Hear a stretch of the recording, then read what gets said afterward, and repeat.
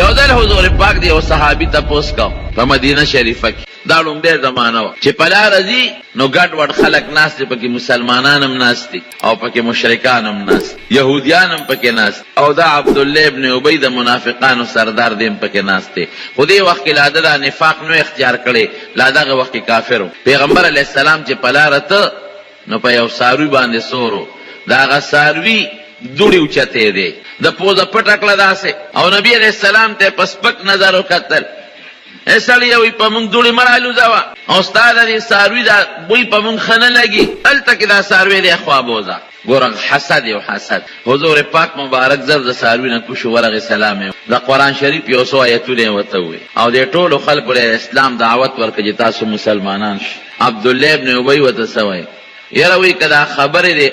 دا قصې پسې دې رښتیا که نه، نو خپل کور کې خلکو ته کوه، مونږ له څه لپاره مازغه پې خرابې، مونږ په دې مه تنګوه، خپل کور کې کښېنه چې هلته څوک دري دا قصې پسې ورته کوه. داسې په سپک الفاظ یې یو صحابي ناسته وایي د الله رسوله مونږ ته یې دلته وایه مونږ پې خوشحالېږو. بعضې کافرانو وی نه مونږ پې خفه کېږو، نه به یې وی.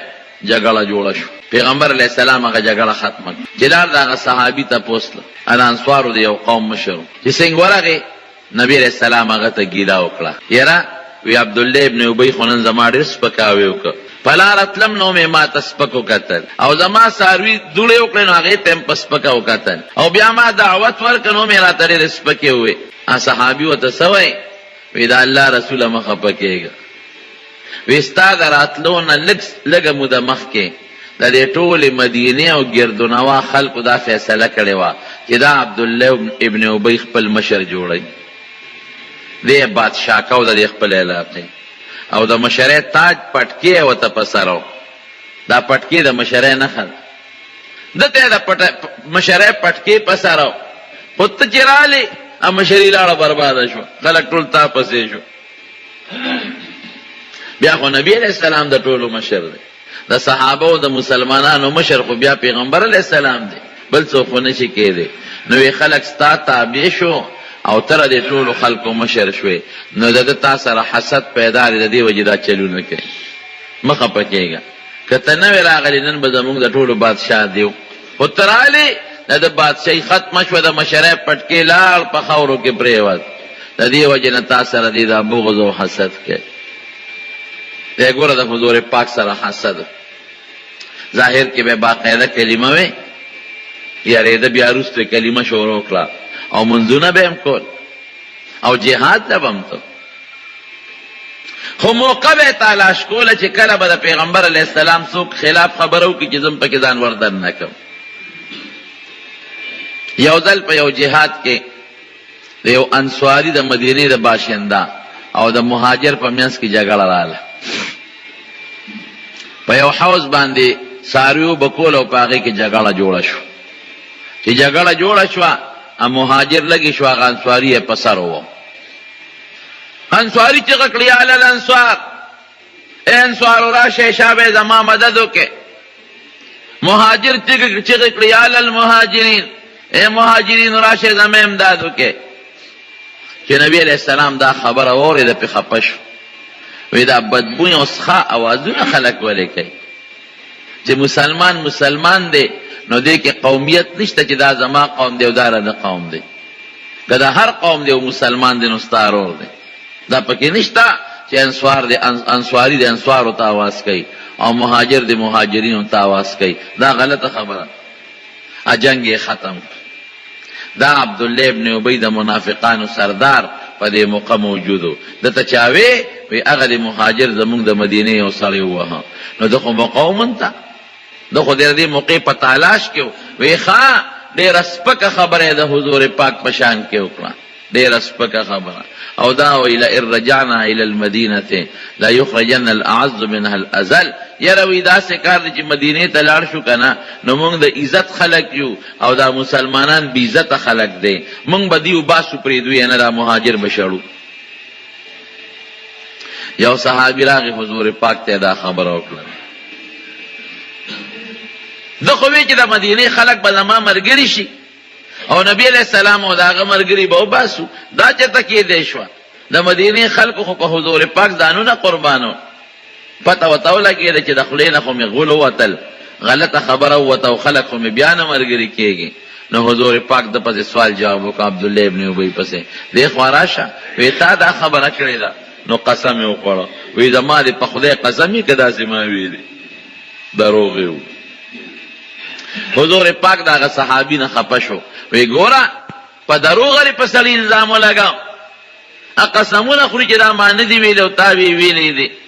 صحابي غریب خفه شو چې خدای دا خو زه پیغمبر علیه السلام ته دروغجن شم. خدای پاک په قرآن شریف کې آیت نازل کړ چې دې صحابي درته سوي دي ټکي ویلي دي او دې منافق بدبخته په دروغ قسم وخوړه، دا خبرې کړې.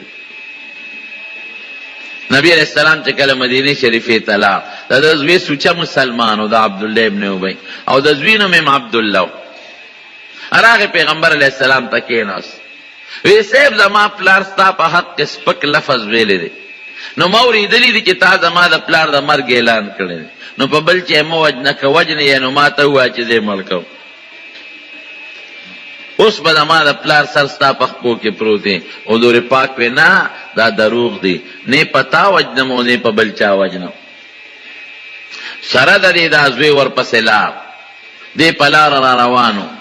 او د څاروي نه یې راکوز کړ او د دې ګریوان نه یې کلک ونیو.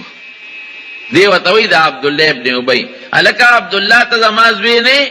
وی یم کنه. ګوره هغه خوږ زوی او د دې پلار او د زوی ډېره مینه وه یو بل سره، هسې هم د پلار او د بچي مینه. او زما خوږ زوی نه؟ زما تا سره څونه مینه او ستا را سره څونه مینه؟ وی بابا بلکل ډېر مې خوښ وی او زه دې هم ډېر خوښ یم، خو زما دې په خدای قسم وي چې د رسول الله مبارک د خپې دوړې ته هم زما په نیز نه رسئ. تا غوندې سوونه پلاران به د هغه نه قربان کم. تا د حضور پاک په حق کې د ذلیل لفظ استعمال کړی دی چې هغه ذلیله دی او زه عزتمند یم او د مدینې نه به یې وباسم. توره یې ورپسې اوچته کړه، وی دا سر د نه قلم کوم، تا د پیغمبر په شان کې ګستاخي ولې کړې ده؟ وی شاه به اوس به داسې وی چې زه ذلیل یم او نبي علیه السلام عزتمند دی، هله دې پرېږدم.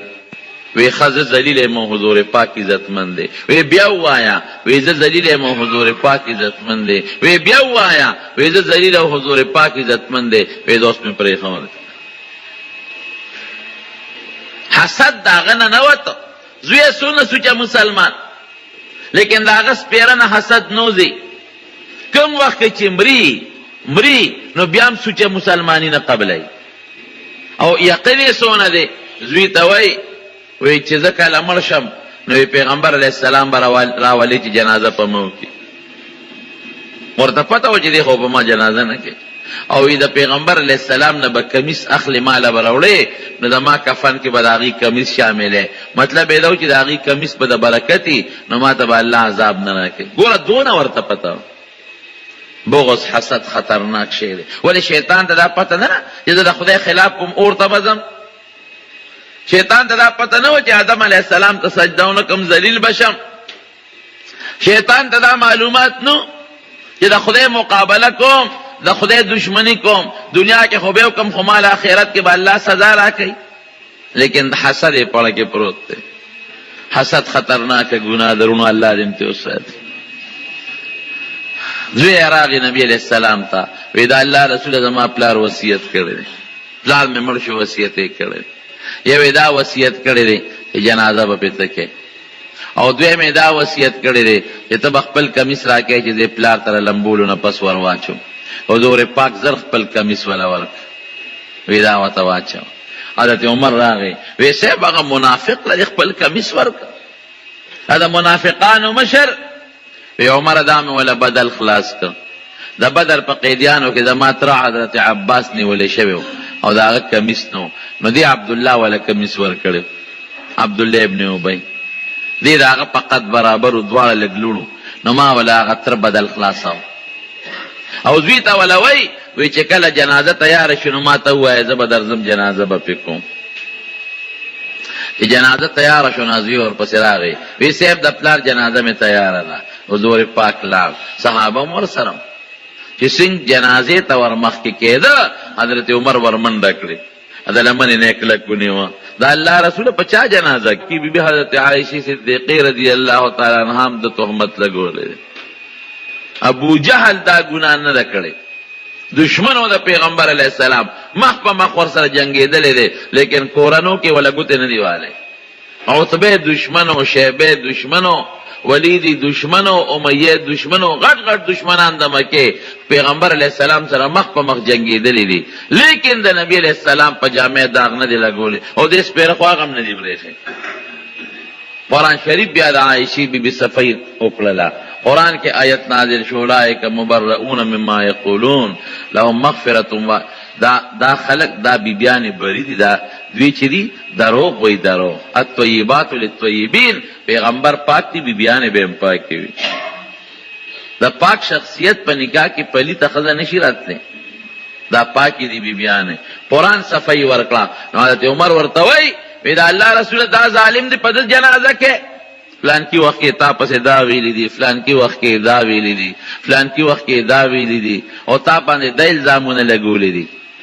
نبی علیہ السلام ہوتی اخر عنی یا عمر رستش ما مرانی سا بیاوتا عمر وی خدای قرآن کی ندی بیلے ان تستغفر لهم او لا تستغفر لهم لن يغفر الله لهم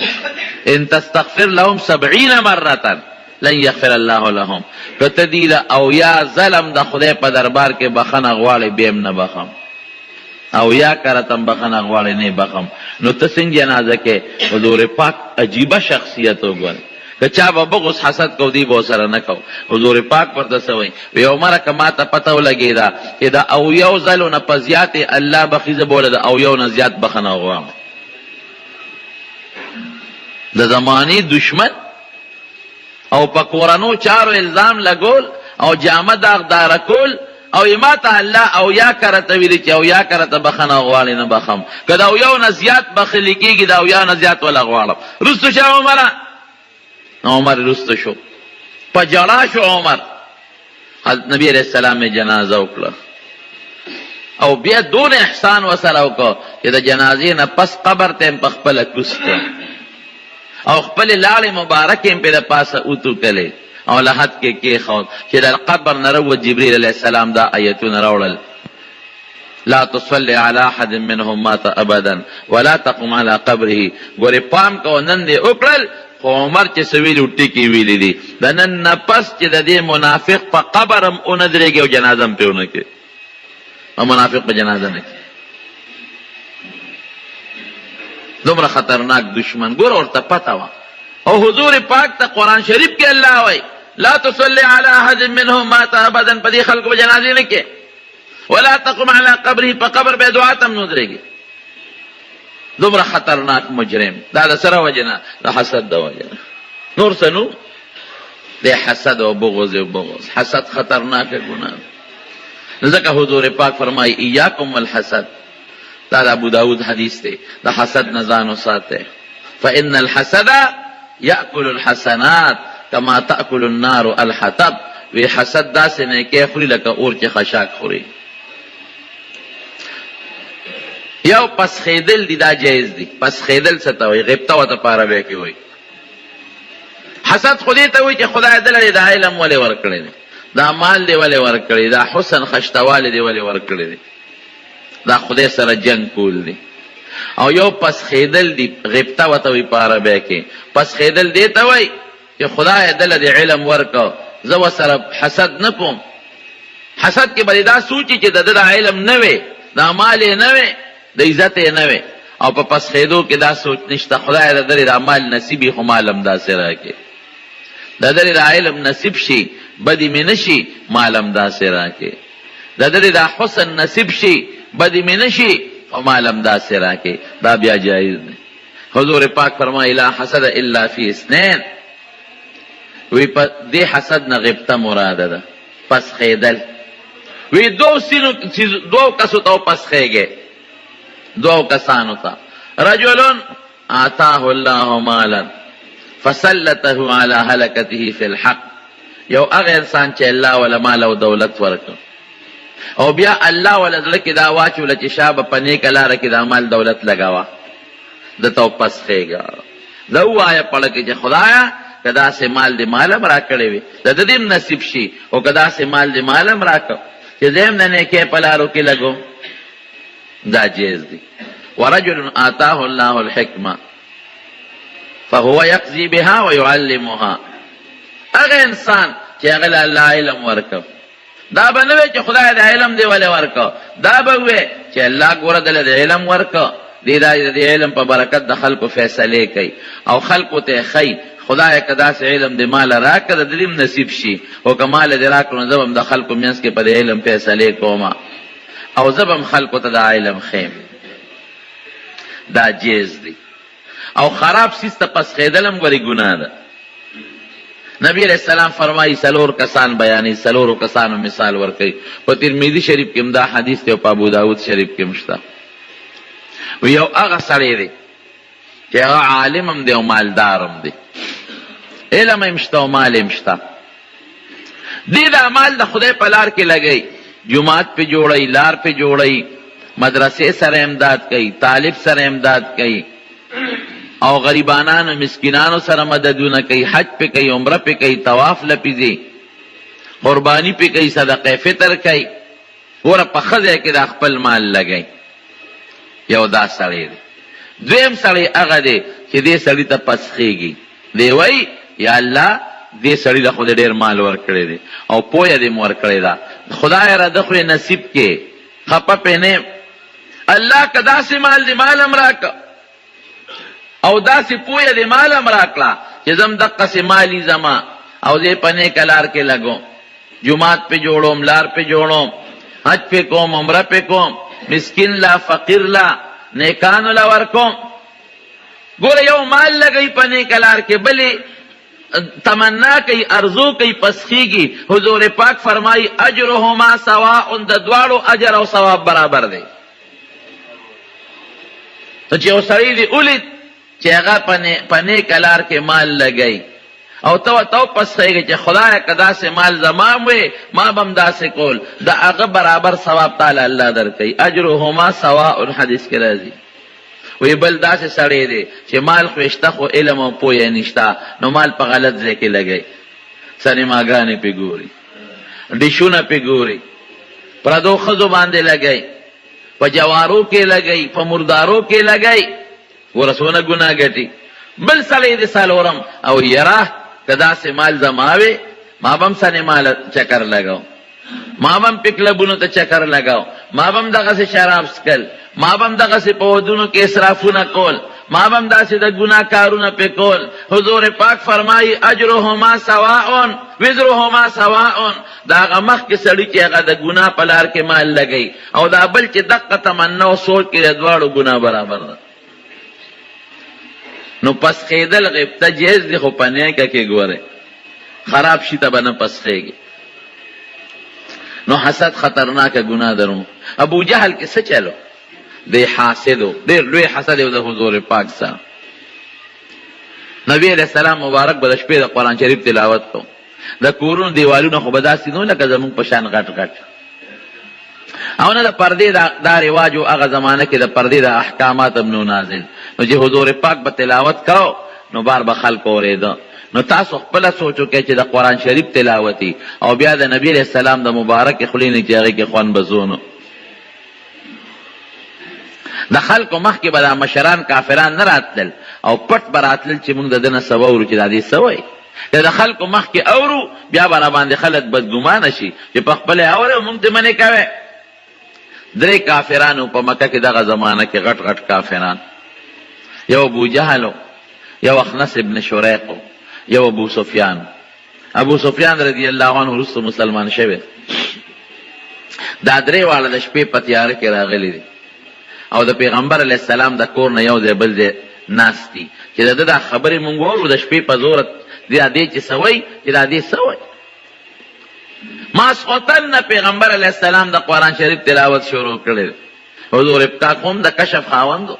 نو ښه شوق سره لګیا دی تلاوت کوي، په شوق سره تلاوت کوي او دا درې واړه ورته دا قصې ناست دي او هغه تلاوت د پیغمبر علیه السلام اوري چې رڼا لګېدلې ده او حضور پاک مبارک تلاوت بند کړی دی او دوی درې واړه روان شوي دي. نو په لاره یو بل سره ملو شو، یو بل ته وایي څه دی کول، پوه شو په یو بل که نه، او وایي تاسو کول، بل ورته وایي تاسو کول ولې راتلې، دا اخنس ابن شریق کی سپینګری و دی وی لکه دا کار دی چې بس په یو بل خپیو مونږ ته پته لري چې سره راغلی ته دې الک دې خبر اورې دول راغلی ودا چې بکاو چې بیا به ناراضو کدا مکی دې خلکو مونږ ولیدو چې دی خو مونږ منې کوي او په خپل ټوله شپه راځي او د قرآن اوري دا ټول به ګوري مسلمانان شي نن به زمونږ دا فیصله یو بل سره کلکه خبره وي چې بیا بدله ناراض وی ښه چې ماسخوتن شو د هر یو پړه کې دا سوچ چې نورو دوغو قسم کړی نه راځي راشه زه به لاړ یم ابلم وی ځکه پړه کې هغه خارخ لګېدلی دی د حضور پاک د مبارک خولې د قرآن شریف د لوستلو د خارخ پړه کې پروت بیا هر یو راغلی دی زینې بدل کړی دي یو ګوټ کې ولاړ دی بلبل ګوټ کې بلبل ګوټ کې نبی علیہ السلام مبارک بیا د شپې د قرآن شریف تلاوت کو دی ورته غوږ ایښولی دی چې سار شو روان شوي دي بیا یو بل سره ملو شو لکه تاسو چې قسم کړو چې نه به راځو وی تا چې کړو چې نه به راځو بل ته وی تا چې قسم کړو یاره بس غلطي مو کړه خو بیا به نه راځو که د مکې دا خلک مونږ نه خبر شو چې مونږ ته منې کوي او په خپله ټوله شپه ورته ولاړي ور دا ټول به مسلمانان شي یقین وساته په درېیمه شپه بیا را روان شو او هر یو لکې وي چې دا نور دوه نه راځي قسم یې کړی راشه زه به لاړ شم نور خو څوک نه راځي خو دا خارخ لکې لګېدلی دا څونه خشته اواز دی دا څومره خوږې ښکلې خبرې دي چې لږ یې واورو بیا شپه ورته تېره کړې ده سهار بیا یو بل سره ملو شوي دي بیا یو بل سره قسمونه کړي چې نن نه پس به نه راځو چې سهار وختي شو که نه اخنس ابن شریق پکې سپینګیرو کونټۍ راواغېشت لاړ د ټولو نه مخکې ابوجهل ور یې ورته ووه د ده نوم عمرو ابن هشام عمرو ابن هشام درې ورځې تاله دې هلک دا خبرې واورېدې رښتیا وایه ستا دې په خپلو خدایانو قسمې دا هلک څنګه دی او دا خبرې څنګه دی وی اخنسه چې قسم دې راکه که نه دا رښتونی پیغمبر او چې دا سوی دا رده خبرې نه دي دا د بل چا خبرې نه دا رده کېدی نه شي وی مرګري کېږو نه ایمان پې نه راوړو وی چپ مشر زیم او پیغمبري دته ملاویږي د عربو مشر زیم پټکې د مشرۍ زما په سر جرګې زه کوم فیصلې زه کوم عمر زما زیات او پیغمبري دته ملاویږي ولې دې پیغمبر شي ګوره حسد یې لکې راغی ابو سفیان له ورغې ورې ورته ووه چې بار راووت ابو سفیان دا درې ورځې له دې هلک دا خبرې واورېدې رښتیا وایه وی چې رښتیا را باندې وی دا هلک دروغجن نه دی او چې دا کمې خبرې د ده مونږ واورېدې زمونږ پړه کې لارې جوړې کړې دا د ده خبرې نه دي دا د بل چا خبرې دي د رښتونی پیغمبر نه ابو سفیان ملګری کېږي نه وی ښه یو یتیم به راځي زمونږ به مشر کېږي د قریشو سردار خزیمه لوی قوم ما پسې ولاړ دی ګوره د دواړو پړه کې هغه حسد و ابو سفیان نه خدای رستو حسد وی الله مسلمان کا او ابو جهل په هغه حسد کې پاتې شو نور اسم نو صرف دا حسد چې دا هلک دی کشر دی دی ولې مشر شو دی یتیم دی دله خدای ولې پیغمبري ورکړه د ده خو مور هم په ماشوموالي کې مړه ده مال دولت هم نشته دی به څنګه زمونږ مشر او پیغمبر به او زمونږ بادشاه به دقه حسد و کم دی ته ابو جهل ورسو عبدالرحمن ابن عوف رضی اللہ عنہ فرمائی وی د بدر په جنگ کې زمانه یو طرف ته او بل طرف ته دوه لکان ولاړو د یو نوم معاذ دی بل معاوض وی د یو را باندې سکونډار ولګول چې ما ورته وکتل وی داسې کړې ما وخت کته که وی ما چې بچې ولې وی ابو جهل پیژنې ما چې وی ما ته پسه کې وی لاول خو زه ویریدم چې خوا کې مې یو خوا هم نوجوان دی بل خوا هم نوجوان دی جنگ کې سړی په مرګري ډاډي که دا رانه تښتېدل څه به کېږي وی ما ته ابو جهل پیژنې مې رواره ته پسې کې یاره وی زمونږ د پیغمبر لوی دشمن دی او که ما نن ولیده نو یا به زه مخکې مرم یا به دې مخکې مرې خوا کې مې رور ولاړ دی ګورې هغه ته راګونه کړي وی دې کې هغه رور سپونډاره ولګوله وی چې مې غوږ ورښکته که سوراره سوی وی ابو جهل پیژنې ما وی او ته پسه کې یاره وی زمونږ د پیغمبر لوی دشمن دی او که ما ولید یا به زه مخکې مرم یا به دې مخکې مري وی زړه مې غټ شو ما چې شکر دی لکان خو واړه دي خو مضبوط دی وی ابو جهل را ښکاره شو ما ورته اشاره وکړه چې هغه دې په هغه اس چې سور دی دواړو ورمنډې کړه بېغمه کړه حضور پاک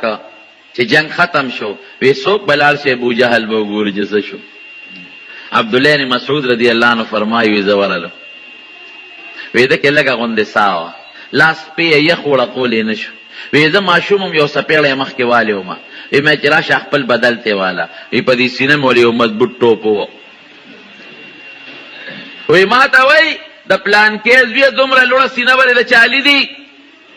وی مې چې سینه خو دې لوړه ده خو سر ده نه پرې کوم وی څه پې وی مې چې پیغمبر علیه السلام لوړم وی راته وی چې زما سر پرې کې لږ اوږه دې پرې که دې سینې سره چې زما سر په نورو سرونو کې پروت د سردار سر مخکاري مې چې دا ارمان دلته جو اوږد پرې کوم خو یو تپوس ته نه کوم چې کم اوس خو اسې مرې ملګري درنه وتښتېدل او چاړه مې ورپسې راوویسته چې دا دله پرې مره اکدم اوس دې د نبي علیه السلام متعلق څه خیال دی زه وایم وی راته وی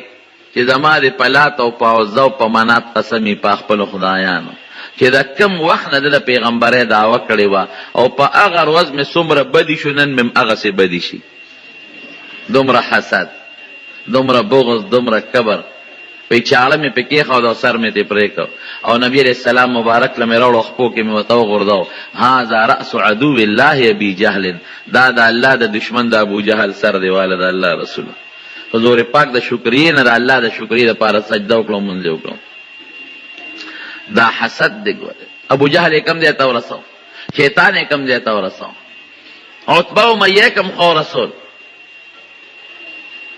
او عبدالله ابن ابی د منافقانو سردار یې کم خو رسو قابیل یې کم خو رسو حسد خطرناک شی دی خدای دې موږ ساتي حسد نه توبه وباسئ او د چا به څوک څوکي یو سړی چې چا سره حسد کوي دا ګورې خدای سره جنګ کول دي ځکه دا نعمت چې ته ویدلی دی دا نعمت ولې ورکړی دی دا خو الله ورکړی دی نو ته په خدای اعتراض کوې دا مال د ده ولې دی هلکه الله ورکړ خدای نه پوهېږي څه تا خو په خدای د ناپوهه ګمان وکړه چې خدای جوړ نه پوهېږي زه پوهېږم دا حسن دی ولې ورکړو او دا علم دی ولې ورکړو د عزت دی ولې ورکړو دا هر څه الله ورکړي دي نو د ده دا خیال چې د الله غلط کار کړی دی او یا دا خیال چې الله نه پوهېږي نو دا خو ته په خدای سره دشمني کې خدای سره ډغروې ظالمه او یاد وساتئ او به کې د چا څه چې څوک چا سره حسد کوي نو ړګ ورې خپل خوري زه اکثر طالبانو ته دا ویم د حسدي سړي دپاره دا سزا ډېره ده چې ړه خپل خوري بل چا ته ضرر نشي رسول ځان له د ړو خوړه نیک بخته دې په ځای تلاوت وکړه ذکر وکړه داسې کې چې د حسدي غیبت به کې دا د یوه ګناه وګټله چې د حسدي ورسره دروغ به پې وی دا د دویمه ګناه وګټله چې د حسدي بغض به ورسره کې دا د درېیمه ګناه وګټله چې د حسدي ډز به پې کې دا د څلورمه ګناه وګټله چې د حسدي روانه به ورسره کې دا د بله ګناه وګټله څومره ګناهونه شو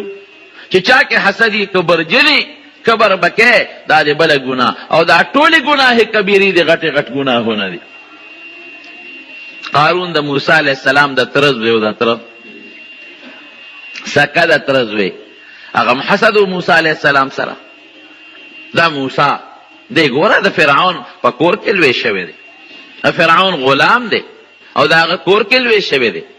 او بیا باري ټول وخت تیر کا او هغه ته پیغمبري ملاو شوه او ټول بني اسرائیل ملګري دي او زما ډېر لوی مال دی دولت دی او زه خشتم یم او ما ته پیغمبري ملاو نه شوه دا ولې په دې حسد کې پروتو قرآن شریف کې الله وی قارون له خدای دونه مال ورکړی و چې د مال د خزانو کنجانې به یو لویې ډلې ګرځولې یو کس دو کسو دریو کسو د هغه کنجانې نه شوې ګرځولې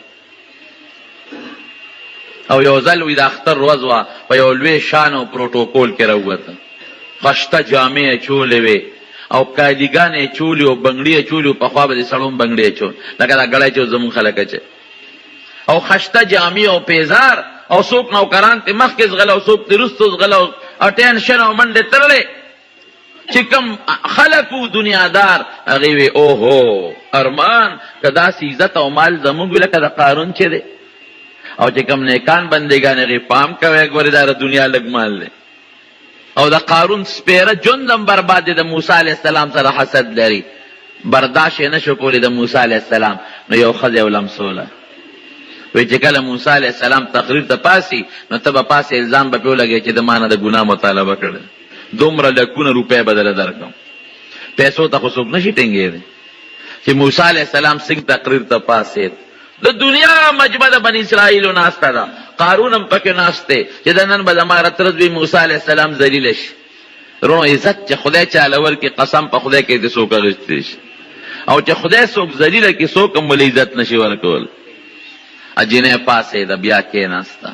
هلې نه شو کولی، بیا پاسېده بیا کېناسته، بیا پاسېده بیا کېناسته. حضرت موسی علیہ السلام پوه شو. قارون ته وایي جینې څه وی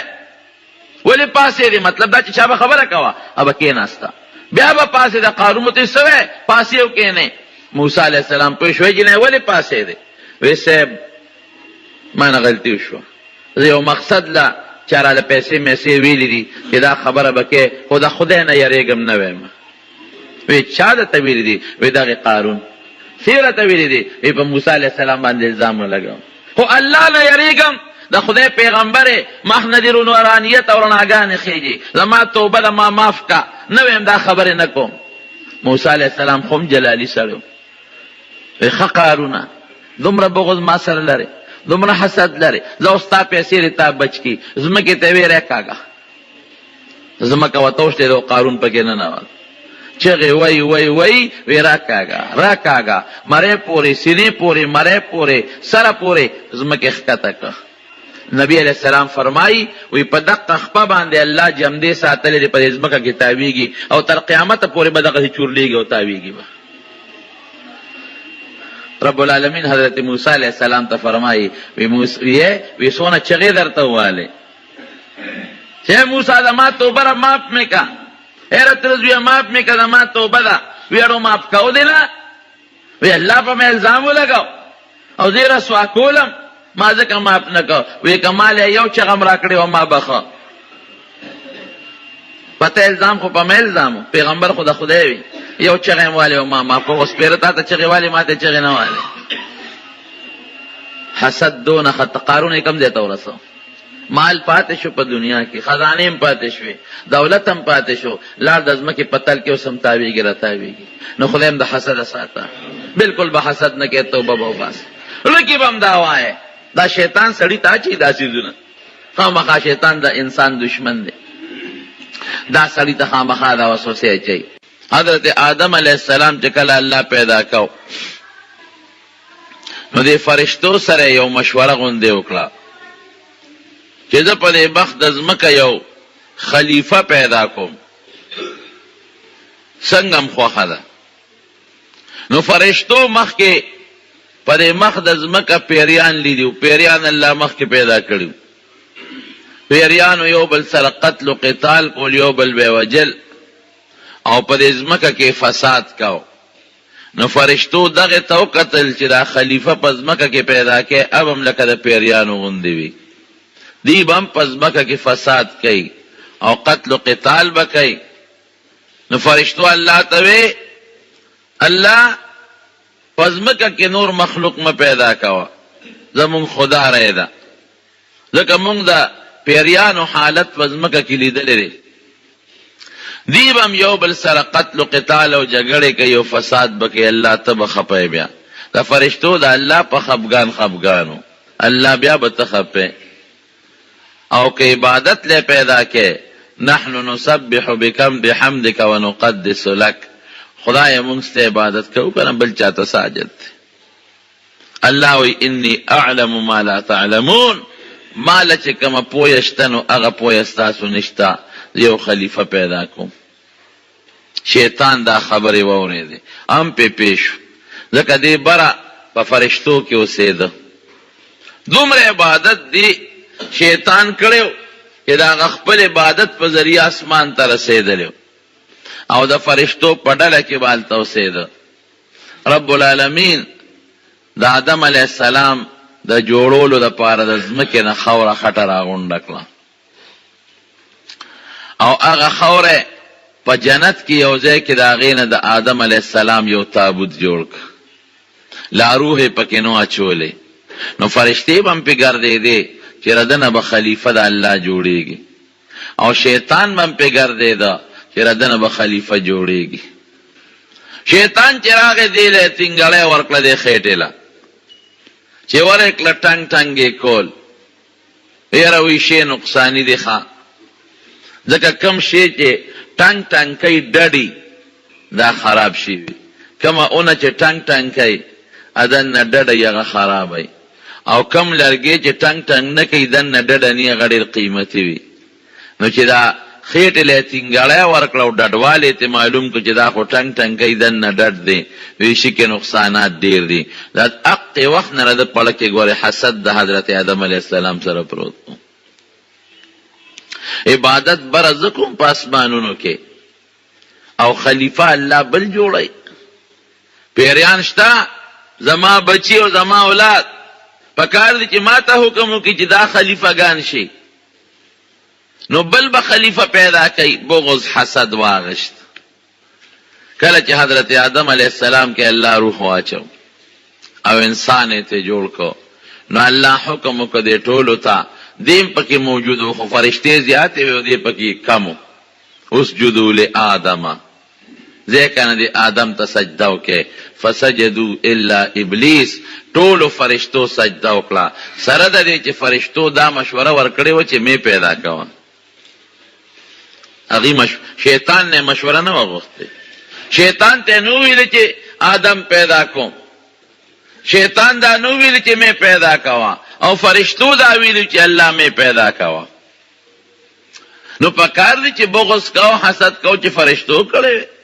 چې الله مون قدرت مې پیدا کوم نو تاول پیدا ک الله مون خو چې خلیفہ ته ضرورت نشته تاول دې جوړ کا یاره مون خو ته سجده نه کو نه فرشتو دا نه وي بس یو خپل مشوره د خپل پوی متعلق الله لا ورکړه او بیا د الله د فیصله مطابق د الله فیصله ته سرخ کته ک الله ته چې سجده وتاو کا خودريګه سجده ورته کو حضرت آدم علیہ السلام ته ټول فرشتو سجده وکړه ابلیس ونکړه چې فرشتو سر اوچت کا وې قتل چې دې سپیره خو نکړه نو هغه دویمه د شکرې د وجه نه وکړه شکر دې الله چې موږ داسې سپیره نه یو لکه دا سپیره چې الله دې تاسو کوي ما منعک ان تسجد لما خلقت بيدي ما په خپل قدرت او په خپل لاسونو یو انسان پیدا کړ یو خلیفہ تاول ورته سجده ونکړه څه چلني زما اډر درته ما پیدا کړی دی دا خو زما حکم منلو وی خلقتنی من نار وخلقته من طین زما شان ز دومره راکوټ نیم کې د تر سجده کو زه خو ډیر اوچت شیم دا اور نه پیدا امرانا کوي رڼا لمبکای اور اوچت بر خېږي خټه نه دی پیدا لري تک تور خټه اسخا بدبویا خلق په پلیتی ګندګي او خپېګ دي نو مال سم مناسب دي چې د سجده وکړو فرشتو دا نه چې موږ د نور نه پیدا یو د اور څه شی دی نور رڼا درنا اور څه شی ګوره حسد یو کده آدم علیه السلام سره چې تا د خلافت د لوی منصب د لول ورکه مال ولې نه راکې زره دنه مخ کې پیدا هم دي زمانه رستو پیدا شو ما عبادت کړې دي بلا کوي زره اور پیدا هم دي د خټه نه پیدا دي او زما بلا بچی په مخدز مکا نو مال ول خلافت نه راکې چې دل ورکه دا حسد د وجه سونه ګناهونه پیدا شو یو کبر وکړه حسد سره کبر لازمی دویم د الله سره مقابله وکړه الله حکم یې نه مانه او دریم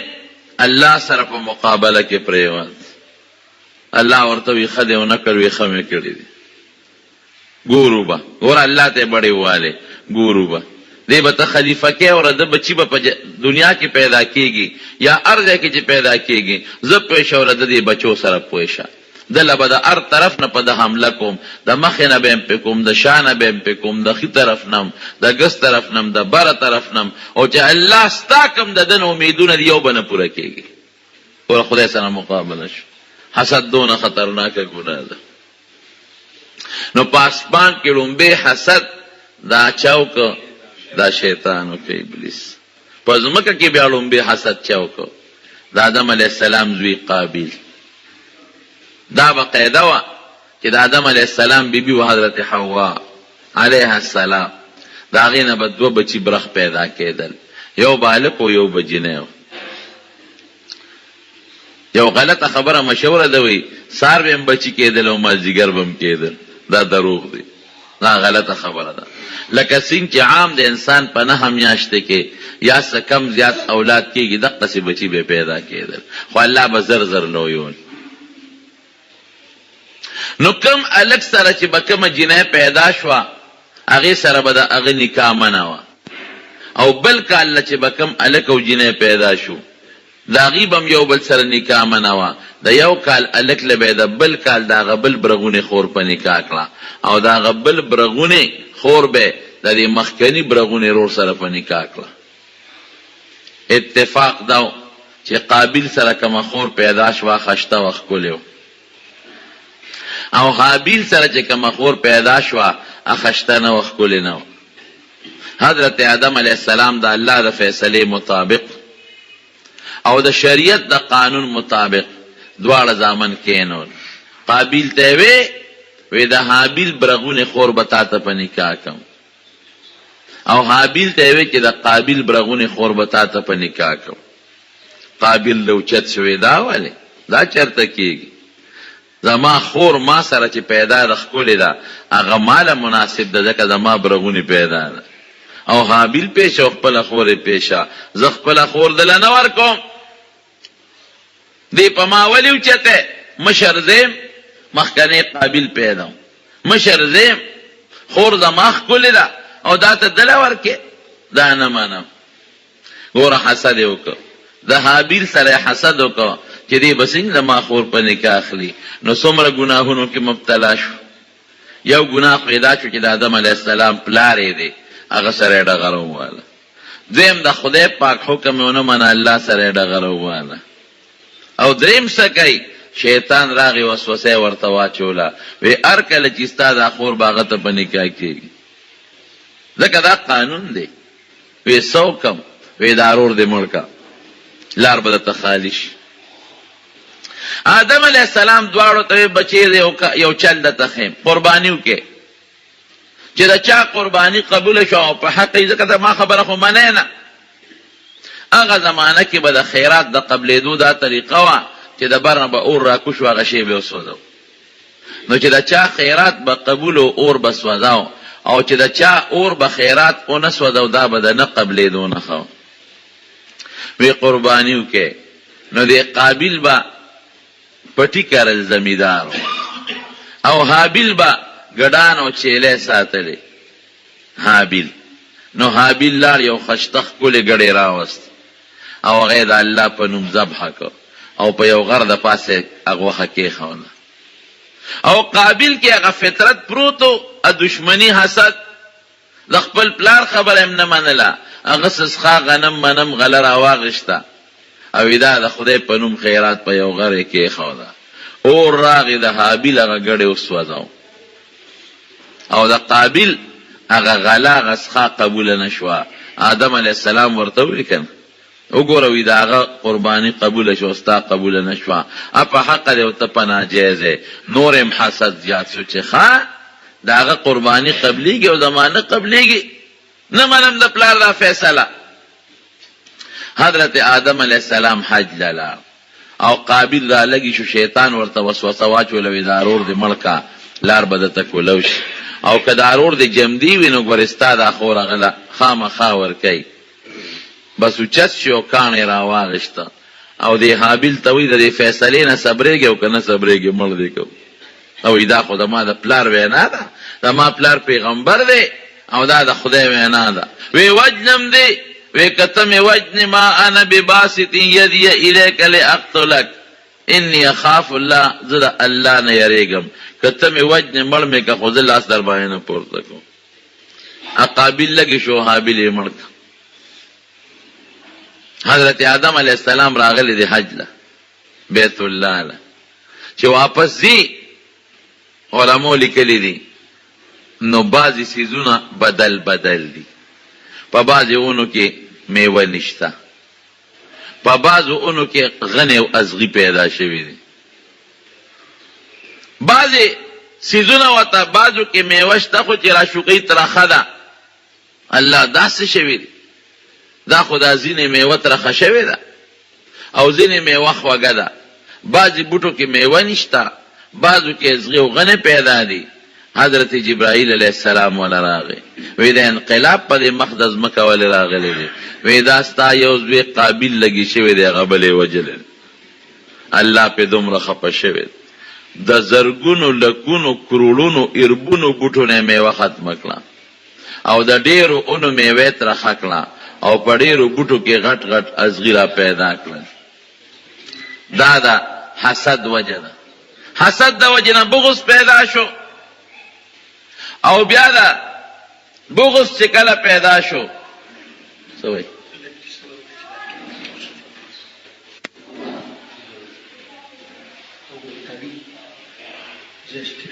د حسد د وجه نه بغض پیدا شو د پلار خبره ونه منله د الله خبره ونه منله او بیا د حسد د وجه نه رور مړ کړ او دنیا کې څومره لوی انقلاب راغی رور چې مړ کړ اوس شیطان خو سړی ته شیطانه چلخی د روغ چل غوته نه خي اوس به رور سره سکو اوګه به ګرځاو کله به یو خوړو کله به بل خوړو دې سره سوکم دا لومبه قتل چې په مقدس مکه موجود شو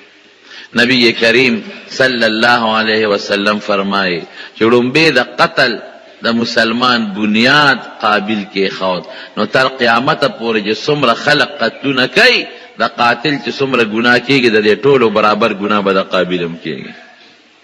حسد دونه خطرناک شی بیا یو کارغه راغی بل کارغه مړ کړ الله ورته چل ښه نو بیا چې دا کم کارغه لګي شو بل یې مړ کړ نو هغه په ځمکه کې لتې ووالې والدان لیکنده او کنستا نو په مخو کې هغه مړ کارغه راوسته نو په هغې خوره کې واچو او خورې پې د پاسه واچولې وی اوهو دومره مې چغې والې او دومره مې رور مړ کړ او طاقت مې دومره نشته چې د کارغه نه مې هم عقل کمزور دی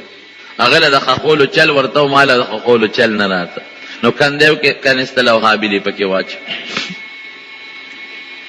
دا د حسد وجه ده نبی کریم صلی الله علیه وسلم سره دا کافر پس دشمنی کول نه منوره کې غټ کافر او عبد الله ابن ابی غیر دشمن دا حسد د وجه منافق او منافق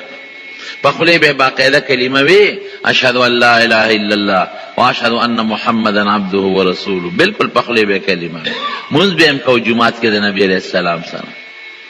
او داغه په حکم به جهاد لم ته جهاد څومره ګران کار دی لیکن د حضور پاک سره حسد او حسد داغه حسد د وجه منافق که د خذ اخلاق او دین ټیک شو معاشره ټیک تا بچی لومبه خو د مور په غیږ کې سبق وای لومبه مدرسه د ماشوم د مور غیږه ده نو که مور عقیده خدا د بچی بخکل عقیده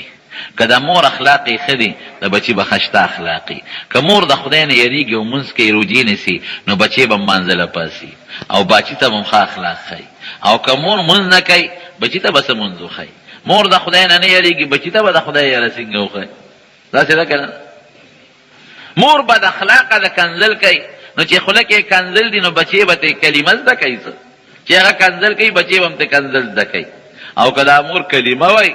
او دا خپل او پاکه خشته خبره کوي نو بچی به ته خبره زده کوي لومبه بچی د چانه خبره زده کوي د مور نه خوې د چا زده کوي د مور په د چاس کی د مور نو کومه پاکه ده نو پم خشته او پاک دي او کومه ګنده ده نو پم نجس او ګنده دي نو چې د جنکه پاکی شي په به پاکی منګزار ده او دیندار ده د بچی خلی ته بلومبي پاک پیزي نو بچی اخلاق بمخي او دیندار به د خدای نه ویریږي او کومور پودله بد اخلاقه ده بیلمازه ده او سخاده نو د هغه پم ګنده دي نو د بچی باطن ته لومبي ګنده پیلاړل نو دا بچی به د کم نه شي نو زنانه پویول پکار دي زنانه او ته دین خول پکار دي دا زموږ ذمہ داری ده کومه زنانه چې بی دین لوي شو ته پوس به خدای د مور او پلار نه کوي نبی کریم صلی الله علیه وسلم فرمایي خذ تخادم خای او خ اخلاق ورته خای یو بیبی دا او داغه یو بچی پیدا شو خاون ته وای وی سړی یو کار نکو وی دا بچی ماته نسپاري ماته نه پریدي چې زه لږ د شریعت او د اسلام او د دین مطابق لوي کوم خدای څنګه ده ته پریدم بس ویته ته لاس خو کده پېښو زما دا بچي پېښ زه غواړم چې زما دا بچي داسې یو بچي ته جوړ شي چې هغه نه بهترین انسان په مقدس مقابل ني ورونو ګوردا یاد ساتي چې چا کې دین سونه زیات یې انسان دی او چې دین دې دلته کړون دا که په نوم انسان نه حیوان دی دا ښکاره خبره قرآن شریف کې الله وی اولئک کالانعام بل هم اضل دا بی دین خلق د چار پایانو نم بتر دي دا خشتخ کلی جامه خود ته دین خولې ده او زنانو ته دا پرده خود دین خولې ده چې چا کې دین نشته وګوره نو هغه پرتوک پتلونی دا هغه د زنانو پتلونونه به دا هغه جون بلکه د حیواناتو غوندې وي لکه څنګه چې حیواناتو کې پرده او ستر نه تاغي کې بم پرده او ستر نه دا هغه خوراک بلکه د حیواناتو په شان دی دا هغه ګرځیدل بلکه د حیواناتو غوندې وي او پرهیز بنه کوي د خپل او د پردینه لکه څنګه چې حیوانات دغه صرف جون به تیری نو موږ د کله خشته خپل د حیا او د پردی جون خولې د شریعت خولې نو چې په شریعت پوره دی انسان او که د شریعت نه به خبره شو د حیوان اولئک کالانعام بل هم اضل قرآن شریف وای وی دا بيدینه خلق وی دا د چار پایانو نم بتر دي نو دا هغه مور په ځل کې دا و چې ردی بچینه یو مضبوط او خشتخ کول انسان جوړ کړ پلار ورته ډیره خدای درو مسپاره نو دا مور کلمبه بچی خبره کې خدا مور سره کوي او لومبه چل د مور زده کوي نو د مور ته دا خولو چې بچي زمون خالق غره الله دې الله پیدا کړی دا خپل عقیده ده او زمون مالک الله دی او زمون جن او زمون مرد الله په اختیار کې دی او مونږ عزت او ذلت الله راکړي تاسو درونو کنه مونږ بچی ته لومبه څخایو کنزل وته خایو نو کنزل چې زده کی او هغه کنزلو کې مونږ ورته خواندو چې پلار راشه کنه بچی خو دې خبرې زده کړې دي ناغه ماشوم استاغه مور او استاغه پلار او استاغه داس او بے غیرت او دوس او دلا نو دا پلار مور پورې خان دي خلو ولخ کلی او مور پورې خان دي او یو بل تم وي راشه کنه زمونږ بچی رسین خپل کنزل ورزي دا زموږ معاشره کلمه وتوخه یو رکوټي سورۃ اخلاص قل هو الله احد وتوخه او یو بل تو چې راشه زما بچي لا خبر نشي کولی خو مونږ زده کړی او قل هو الله احد زده کړی او کلمې زده کړی دا ته ګوره دې بچي د جون برکت ته چې دله به خدای په دې جون کې سونه برکت کوي نو دا امور دې بچي ته خی بچي زمون الله یو دې ګوره او زمونږ د ارث خالق او مالک د ټولو کائنات او د زمکو دا الله دی مونږ له ډوډۍ الله راکړي مونږ له جامه الله راکړي مونږ له عزت الله راکړي او زمونږ ذلت الله په لاس کې دی بچي ډوډۍ مونږ له الله راکړي او بم مونږ له الله راکړي دا زمونږ خپل عقیده ده زمیدار وای نه وی دا ډوډۍ خو ما پیدا کړې ده ما غنمو کړل ای قمقله خطا شوې دا زمکه د دې کار د پاره چا دل پیدا کړی دی الله او دا چې کوم بو باندې دا غنم کړی دا وبدل چا پیدا کړی دی الله او په زمکه کې د غنمو د طاقت چا پیدا کړی الله او کته خشته زمکه کړی او الله په سیلاب راولي زلزلہ راولي بیا بسکه او که باد او باران او غلې پیرا ولي بیا بسکه او دا پکه ملاسونو چې ته دا یوي کې او دا پکه مخپور دی پټی ته منډه وي دا طاقتونه دل چا پیدا کړی دی دا الله پیدا کړی دا څه ده کنه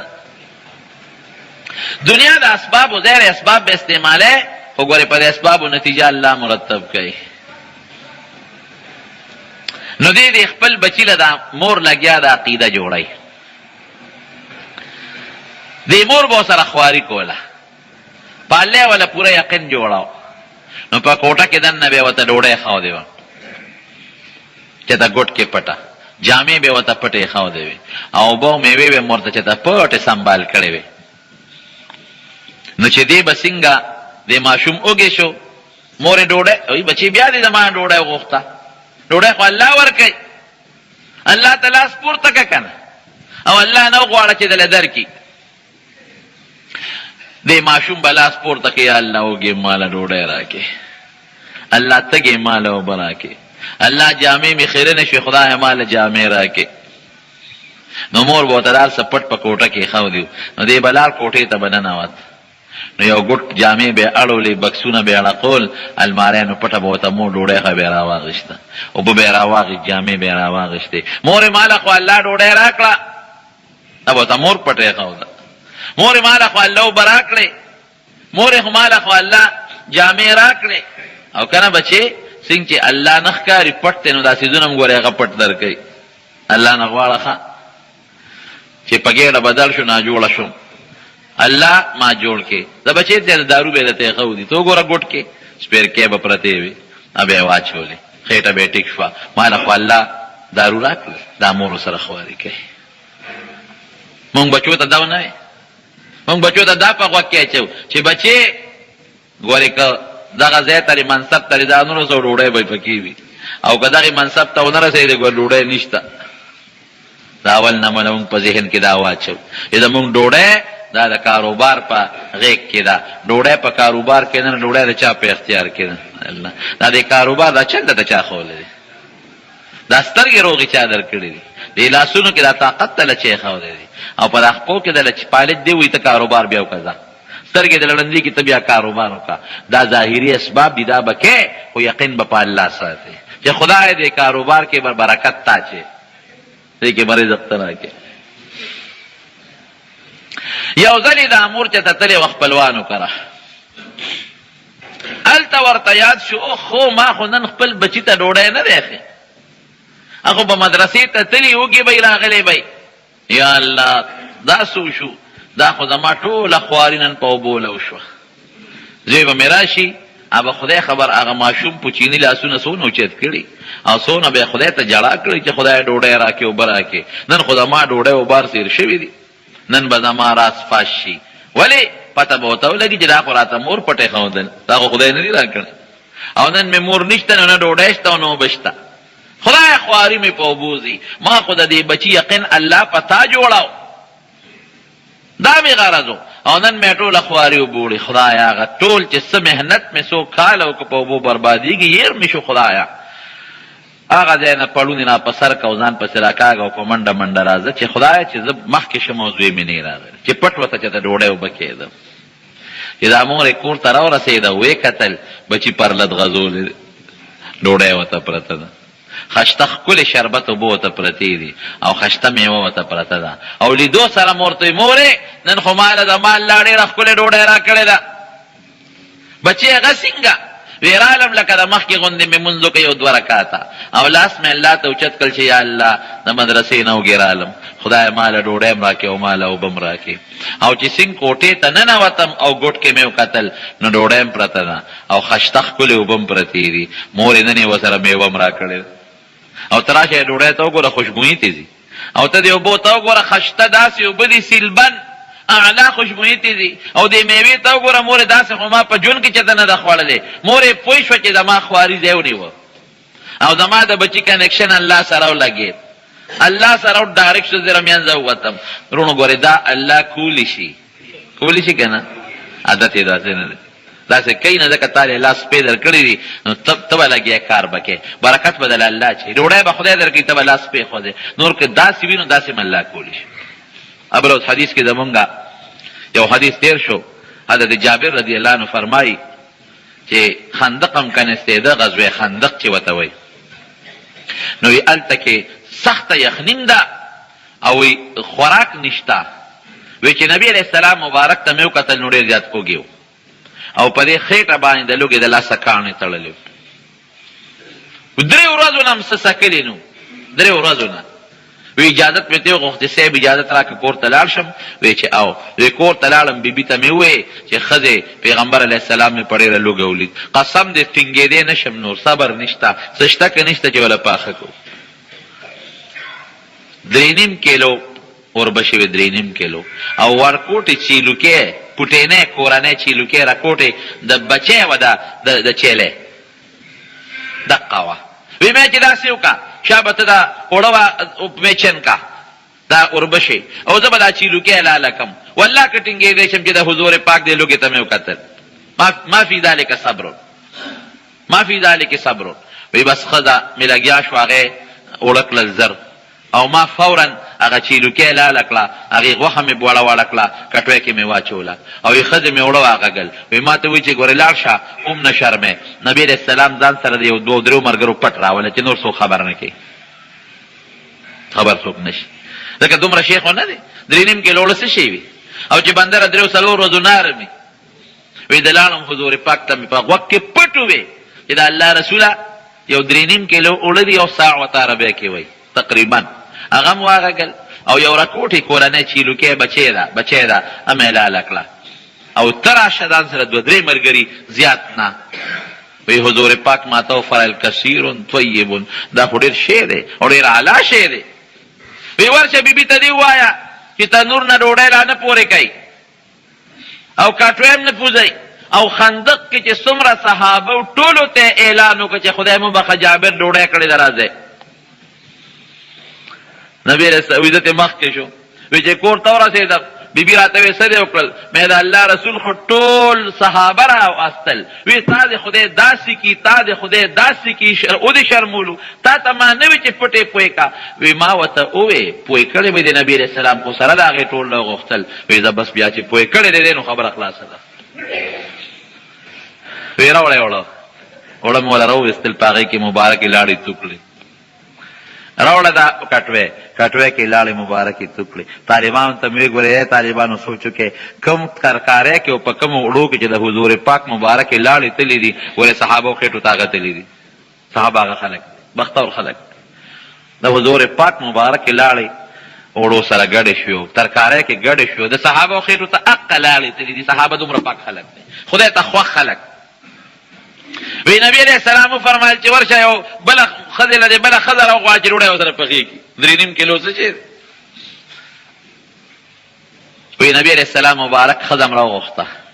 ډوډۍ پخېږي او رانړېږي او حضور پاک مبارک یې په خپلو لاسونو وړکوي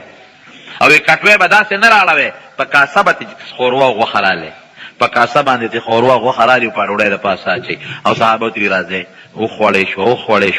شوه ټول صحابه خلاص شو ډوډۍ وخوړله او زمونږ تنور هغسې د ډوډو ډکو او کټوی کې چې څومره غوښه وه هغسې پاتې شوه او څومره صحابه پې ماړه شو 1000 کسان الله چې وغواړي داسې کولی شي دا مثالونه دي موږ دپاره 1000 کسان یو ځای کې صحابه تږي شو په سفر کې وی لړ شئ او چرته اوبه وګورئ منډې ترړې وی اوبه نشته یو بیبي را روانه ده او هغې په څاروي باندې 2 مشکونه د اوبو یې ښودې دي یو طرف ته او بل طرف ته دا بیبي پکې بر سر کې ناسته ده هغه اوښې ده دغه نه ونیوه پړي نه او نبي علیه السلام له یې ووت وی صاحب ښځې نه تپوس رښتیا وکړو وی اوبه دې کم ځای نه راوړئ کم ځای دي اوبه ښځه ورته وایي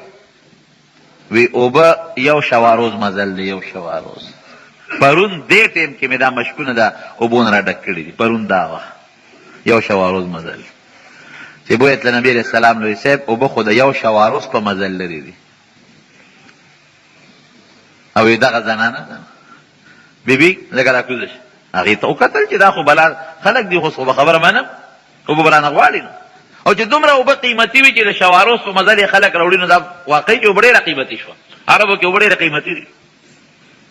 تیل ارزان دي اوبه ګرانې دي وایي چې کوزه یې کړه نبي علیه السلام مبارک وی لوښې راوړی نو د هغې یو مشنې هم لږې غوندې را کمې کړې او د بلې نه هم را کمې کړې او خپل لاس مبارک یې پکې کېښود او صحابو ته یې راشه شابه صحابه لګیا شو بس کیمه او د سنم پې کوي غسلم پې کوي سارولم ور کوي وی د حضور پاک د دې ګوتو نه د اوبه راخوټ کېدی مونږ ورته کتل چې ګوتو نه اوبه روانې ټول صحابه تنده ختمه شوه څاروي ماړه شو او اوبې ځان له تې مشکونه هم ډک کړل وی شابه دې ښځې سره لږ امداد وکړې څراغونډ کې دې نه هم لږه اوبه واخېستې د امداد ورسره وکړې نو څه ستوان و چې څه ورسره و هغې نه یو غوټه وله جوړه کړه او ښځه یې واپس په اوښ سوره کړه هغې ورته مخې ته کېښوده او حضور پاک ورته وایي خورې ترورې هغه زمانه کې چې څه ټکې و وایي ګورې ستا اوبه هم نه دي کمې کړې ښه تا نه چې څونه واخېستې هغه د الله واپس په مشکې پیدا کړي دي او موږ له الله خپل رزق راکړه خفه کېږه مه ښځه لیټ شوه چې قوم له ورسېده قوم ورته وایي تا خو ناوخته کړې یاره وایي دقسې چې الله سره وشو دا ټول الې ورته ووایي وایي یا خو وایي د دې ځمکې دا ګوتې داسې کړې وایي د دې ځمکې او د اسمان په میانځ کې یا خو دا هغه سړی دی چې هغه رښتونی پیغمبر دی یا خو داسې معلومیږي او یا د دې ځمکې او د اسمان په میانځ کې د ده نه غټ جادوګر بل نشته 2 خبرې دي رستو څه زمانه پس الله د هغې ښځې ټول قوم د هغې ښځې په وجه مسلمانان کړل نو خدای داسې هم کولی شي خدای عادت نه دی نو هغه ماشوم بچي له مور یقین جوړ کا بس مور یې وی چې باز بچی کارو شو خاوند ته وی کارو شو د ماشوم عقیده جوړه شو په الله داسې یقین ولا مضبوط جوړ کا چې دی بس الله نه غواړي والله به د جنت میوه دلته ورکړي بیبي مریم نه ورکوله بیبي مریم ته چې زکریا علیه السلام راغی مختلف قسم میوې پرتې وي نه لکه هاذا نه د کم نه رال او ته ماشومه خولې باندې وی قالت هو من عند الله الله را کړی دی هغه ته چا دا خولو چې الله را کړی دی ان الله يرزق من يشاء بغیر حساب الله چې چاله غواړي به حساب روزي ورکړي مو وای نه دې دا روزي موږ له پټي راکړه دا دې کاروبار راکړه دا دې دکان راکړه دا دې نوکرای راکړه نه نه نه دا ارس تعالی الله درکل په عقل دا عقل چا درک الله نه یو لوی شخصیت الله دا هغه کاکی نه جوړ کړ ا پټینی نه خواجه قطب الدین بختیار کاکی رحمت الله علیه ته جوړ نومر لوی شخصیت دا د مور د تعلیم د برکت نه چې په لکونو کافران هندوان او سیکان خدای پاک داغه پلاس مسلمانان په لکونو زرګونم نه لکونه هندوان او سیکان مسلمانان شو اوس هم داغه قبر د هندوان راځي ورته ناستي چې کله جنازه ده په لکونو تعداد کې خلک دی لوی شور دی او شغرب دی او جنازه ده یو سړی پاسید وی خدای مو بخښه یو اعلان واورئ خلک چپ شو وی د دې خواجه صاحب یو وصیت دی هغه درته اورم خلک غلي شو چې څه وصیت دی ټول چپ شو جنازه به څنګه اخري سبتر اواز څنګه رسی ټول چپ شو وی د یو وصیت کړی دی چې د ما جنازه به هم سړی نه کوي هغه سړی به کوي چې هغه کې یو څو شرطونه وي لومبی شرط پکې دا دی چې په خپل ژوند کې به تهجد نه پرېږي چې کله بالغ تهجد خو یقینا ډېر خلک به کوي لیکن بعض انسان ناجوړه شي چې ته میلمه شي په سیر سفر کی تلوارې نو تهجد پاتې شي نه چې بالکل په بلوغ نه پس د تهجد په زندګۍ کې نه پرېږي نو دې کیسه ته اشاره شوه چې تهجد کې نو فرض مونځ او نو نفلونه به هم کوي نمبر 1 دویم داسې سړی به چې د ماسپښین نه او د مازدیګر نه مخکې دا سنت موقت د ماسپښین نه مخکې خو څه کوي چې هغه زاید 4 رکعاته نفل به هم کوي دا به هم چېرته نه پرېښي ماسپښین نه مخکې 4 رکعاته نفل بیا ورپسې سنت موقت مازدیګر نه مخکې 4 رکعاته نفل دا کوئ ښه ډېر لوی برکت دی دا به یې نه پرېښي دریم هغه سړی به چې چېرته په غیر محرم یعنې داسې انسان چې هغه قتل ورته منې په هغې نظر نه لګېدلی پردی ښځه باندې یا بغیر دا ویختو هلک باندې داسې نظر به نه لګېدلی او په زندګۍ کې به د تکبیر تحریم هم نه تلي دا خامخ انسان نه کله لاړه شي ټول خلک چپ شو جواب شابه دې صفت باندې که څوک یې هغه راشه دې خواجه صاحب وصیت دا دی چې دا صفت پکې نه زما جنازه به نه کوي غلی شو څوک غږ نه کوي یو سړی راپاڅېد سر یې پټ دی مخ باندې څادر اچولی دی چې څنګه راغی خواجه صاحب دې قبر ته دغه ته ودرېد کټ ته وایي ستا کار خو به وشي خو مونږ دې رسوا کړو ستا کار به ستا جنازه به وشي خو مونږ به رسوا کړې ښه اعلان یې وکړ ټولو خلکو ته اعلان واورئ ما دا ال نه وې خو دې بې جنازې اوس ښخېږي د ده وصیت تا دی او غلی شوم چې بل څوک به راشي خو لکه چې تاسو کې په دې صفتونو څوک نشته وی نه هېڅ څوک هم په دې صفتونو نشته وی ښه دا الله د اسمانونو او ځمکو رب ګواه کوم چې زه کله نه بالغ شوی به نو ما تکبیر تحریمه د امام سره نه دی پرې پاتې په زندګۍ کې تهجد مې نه دی پرېښی ژوند کې او نه مې چې ته پردي هلک ته او پردی ښځې ته په بد نظر کتلی دي او د ماسپښین او مازدیګر نه مخکې دا زاید سنت نفل دا مې په ژوند کې چې ته نه دی پرېښی دا صفتونه ما کې شته خلکو وی چې دا به څوک زبرګي او د کمې زمانې ولی الله وی چې مخ یې ښکاره که د زمانې بادشاه سلطان شمس الدین التمش بادشاه کې چې خدای د چا نه کار لې غشتي شي دا نه چې ګنې ټول مالداران او ټول بادشاهان او ټول د پیسو والا دا ټول ګمراهان دي نه نه نه داسې نه ده تا ته ما ویلي امام ابو حنیفه رحمت الله علیه نو مالدار بل څوک چې وفات شو خزانه کې 50 کروڑه درهم پراته 50 کروڑه درهم سونه لوی سړی د زمانې ولی الله دا نه چې ګنې صرف غریب به جنت ته دی او مالدار به نه ځي نه مالدار چې خدای رضا کوي د دین ډېر کار دی کولی شي حضور پاک له یو ځل غریبانان رالل صحابه وی صاحب د الله رسوله وی مونږ هم مونځ کو دا مالدار هم مونځ کوي مونږ هم روجې نیسو دوی هم روجې نیسي او دوی صدقې کوي مونږ سره مال نشته صدقې نه کوو دوی خیراتونه کوي مونږ سره مال نشته نه کوو مونږ به څه کوو نو نبی علیه السلام مبارک ورته تسبیحات خو لوی دا وایه دا وایه تاسو له به خدای د مالدارو نه زیات فضیلت درکړي. هغې مالدارو صحابو چې اورېدل هغه تسبیحات هغې شروع کړل. بیا هغه غریبانان رالل وی د الله رسوله هغوی خو هغه تسبیحات شروع کړل، نو هغوی هم هغه تسبیحات وی مونږ هم وایو، هغه منځونه هغې هم کوي، روجې هغې هم نیسي او هغوی پکې صدقې کوي. وی ذلک فضل الله یؤتیه من یشاء، دا د خدای فضل دی چې چا له یې ورکوي، نو په دې کې ستاسو څه دي؟ نو مالدار سړی چې د خدای م یاد کي، عبادت بدني وکړي، ورسره عبادت مالي م وکړي، دله خدای ډېره مرتبه ورکوي. د زمانې بادشاه سلطان شمس الدین التمش هغه کې دا صفتونه. ګوره مور د دې ماشوم تربیت وکړه، څومره بهترین شخصیت ته جوړ شو، او جنازه څنګه وشوه او چا وله جنازه وکړه، دا د مور تربیت. مور چې پاکوي بچې به پاک لویږي، بس لنډه خبره دا ده. مور چې نیک عمل او صالح او دینداری، د دې مور د هغې لومبۍ مدرسه ده که نه، بچې به دغه پاکه مدرسه کې سبق ووایي، بچي نه به یو ډېر صالح بچی جوړېږي. د حسن بصري رحمت الله علیه یو مرید وه، ښځه وه، درس کې به ورسره ناسته وه. پخوا زمونږ د علماو سره باقاعده درسونو کې پرده به یې تړلې وه، پردې نه پورې غاړه زنانه به ناستې وې. سړو به هم دین اورېده او ښځو به هم دین اورېده. هغې یو ماشوم زوی او پلار یې د دغه ښځې خاوند د دې ماشوم دا پلار مړ شو، یتیم پاتې شو. یتیم اکثر بې سره بعضې وخت کې چې تربیت یې ونه شي نو بې سره لوي شي، پلار یې نی، د یارې سړی نی. دا ماشوم یتیم لوی شو خو بې سره، د پلار چې څه نقدیت و هغې ټول په کباپونو او رباپونو او په ګندهبازۍ دوړه کړه، یادات خرڅوه، کورونه خرڅوه، چې څه د پلار مال دولت او خزانه وه هغې په چنګ رباب ختم کړ.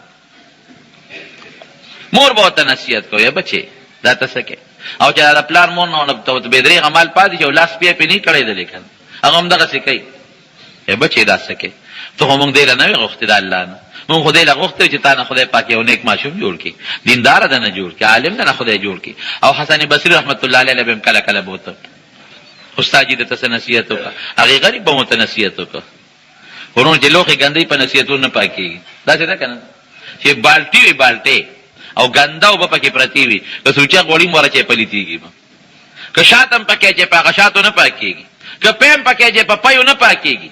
دا هر څه خشته اوبه د زمزم اوبه پکې واچوه، نو د زمزم هغه اوبه دې هم خرابې کړې. ته دا لوښې پاک کا، دا ګند ته لر که ویوینځه، نو بیا پکې پیم اچوه، شات هم اچوه، اوبه هم پکې اچوه، هر څه پکې اچوه. ګنده نو چې کم انسان دننه وجود ګندی که نه، د ابوجهل وجود ګنده و دننه، نو د پیغمبر علیه السلام نه بیا قرآن ورسه اورېدل، خو لیکن هغې څه فایده نه رسوله. او کم صحابه کرام چې رالل پیغمبر علیه السلام ته کېناستل چې ورېږه مونږ څه دین زده کړو، او لوښې پاک که غوږ یې کېښود، نو بیا هغه پاک څیزونه ورننوتل، خدای ته صحابه جوړ کړل. د دې هلک لوښې ګنده و. حسن بصري نصیحت هم کوه، قرآن هم وایه، احادیث هم وایه، ایسه سر پرې نه کوه. مور ته به یې لاس تېرې دا وې، مورې وخت دې راله ضایع کړ، یا مورې وخت ماله ضایع کې. مور به ورته بچې ګوره دیندار شه، ګوره آخرت، دا آخرت ته پېښه او ته پېښه، ته منځونه کوه، په ما څه کې. حسن بصري به وله غریب راوست کور ته، زما دې بچي د کور ته راشه جرګه پې کوم، که په دې سم شي. نه سمېده، چې نه سمېده مار یې دوړه کوه، اخره کې ناجوړه شو. چې کله دې ناجوړه شو او د اخري د ژوند نه مایوسه شو، نو مور ورته کېناسته، بچې اوس به څه کوې، اوس تا خو وایې چې اخرت نشته، اوس ور روان یې که نه، تا خو وایې قبر څه ته وایي، اوس قبر له روان یې که نه، اوس به څه کوې. زه راځه بچې راسې کوو، اوس را سره لاړ شه حسن بصري له چې دعا درته وکړي، اوس توبه وباسه، نو خدای به در باندې رحم وکړي. مورې اوس به داسې چېته وشي، ما خو ټول ژوند کې چېته نه نیکی کار نه دی کړی، ما خو هغه د پلار پاتې شوې پیسې په جوارۍ باندې په ډمتوب او په دې قصو پیسو لزولې دي. وی ته خیر ته ما سره زما استاد له لاړ شه، وی زما خو کې طاقت کم دی، کم دی تلی شم. وی دلی راولم، یاره که دې راوسته نو بس په سچه توبه وباسه. لاړ حسن بصري له، مورې بوډۍ لاړه غریبه، ورته کېناسته، استاد جي زما هغه زوی ناجوړه دی، څه چې وکړم، ته را سره لاړ شه، دعا به مو ورته وکړي او بس توبهګار کېږي. نه بس نور به یې زوی راته نه وی ښه، خولې راله ستړی کړ. دلته ورته نصیحت کوه، کور ته وله ځه، نور به د زوی کش راته نه کوې، ستا زوی له نه ځم. غریبه مایوسه راله، چې راله زوی ته وایي ګوره دې ته ستا بدقسمتي ورسېدله چې نن زما ستا ستا رخواله نه راځي. وایي ده داسې وکړه مورې، زه به الله ته جاړم، خو ته دې استاد ته دې ووایه چې جنازه خو را باندې وکړي که نه چې مړ شم. دا مور یې بیا ورپسې لاړه. یو استاد چې کلک راغلی زما زوی توبه وباسي نه ځم. وی ښه نو که مړ شو جنازه به پکې چېرته خو ځما. وی ستا په زوی جنازه هم نه کوم. ملله پوخ کړی کور ته ورته لاړ شه نصیحتونه ورله کوه، دلته دې راوست نصیحتونه کوه، توبې وباسه، بیا دین پورې ټوکې کوه، جنازه هم پې نه کوم. ځه